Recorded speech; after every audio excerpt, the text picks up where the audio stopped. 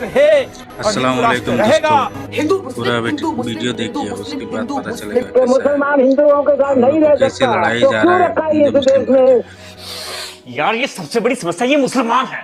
बस देश से ये खत्म हो जाए तो सारी समस्या खत्म हो जाए।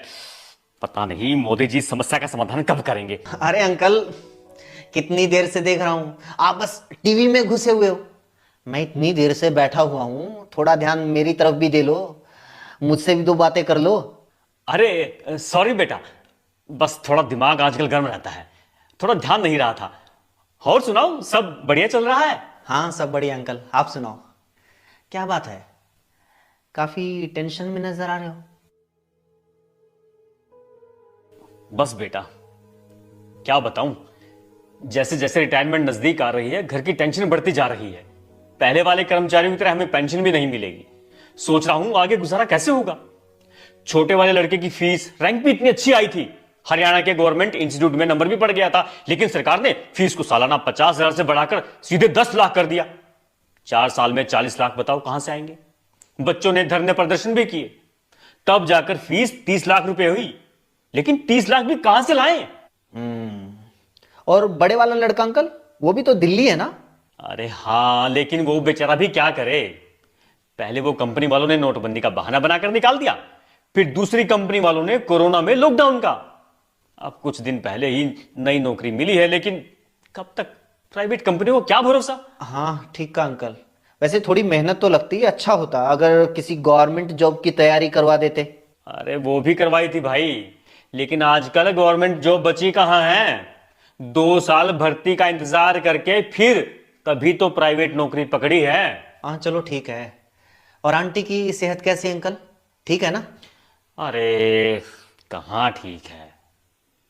3 दिन पहले शाम को घूमने जा रही थी, 2 बाइक वाले आए और गले के चेन छीन कर ले गए। बेचारी इतनी बुरी तरह गिरी है कि बस। क्राइम कितना बढ़ गया है आजकल, पता ही नहीं चलता कब कौन कहां किसको झपट्टा मार दे, किसको गोली मार दे। ऊपर से पुलिस कोई कार्रवाई नहीं कर रही। रिश्वत भी दे चुका हूं, फिर भी अब तक चोर नहीं पकड़े गए। 50,000 रुपए की चेन लेकर भाग गए। कोई बात नहीं अंकल, चेन तो और बन जाएगी, लेकिन आंटी तो अब ठीक है ना? कहां बेटा, बेड रेस्ट पे है आज तक। वो तो पहले से ही शुगर और गठिया की मरीज थी, हर महीने 10,000 रुपए की दवाई आती है। आजकल इलाज करवाना कितना महंगा हो गया है। मैं खुद इस डर से बीमार नहीं होता कि इलाज का रुपया कहां से लाऊंगा। हाँ तो किसी गवर्नमेंट हॉस्पिटल में जाया करो ना अंकल।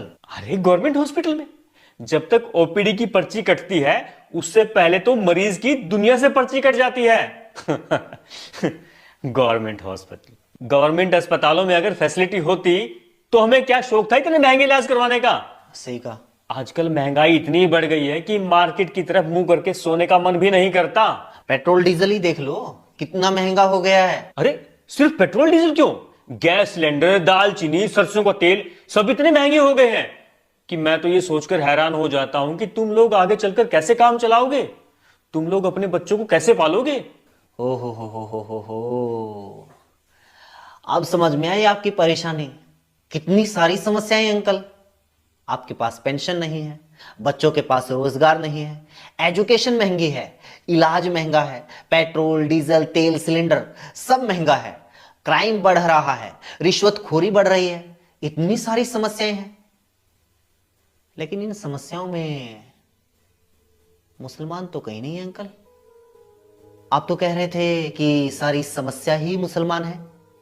आपको पेंशन नहीं मिल रही मोदी की वजह से, बच्चों को रोजगार नहीं मिल रहा मोदी की वजह से, क्राइम बढ़ रहा है बेरोजगारी की वजह से, बेरोजगारी बढ़ रही है मोदी की वजह से, शिक्षा महंगी मोदी की वजह से, इलाज महंगा मोदी की वजह से, तेल सिलेंडर खाने पीने की चीजें महंगी मोदी की वजह से।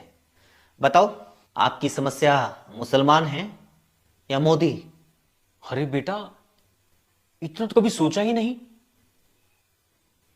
वो टीवी में तो सारा दिन। हाँ बिल्कुल अंकल, टीवी में यही दिखाया जाता है ताकि आप लोग कभी अपनी असली समस्याओं के बारे में, देश की असली समस्या के बारे में सोच ही ना पाओ, मोदी की नाकामियों के बारे में सोच ही ना पाओ, मोदी से कभी सवाल पूछ ही ना पाओ।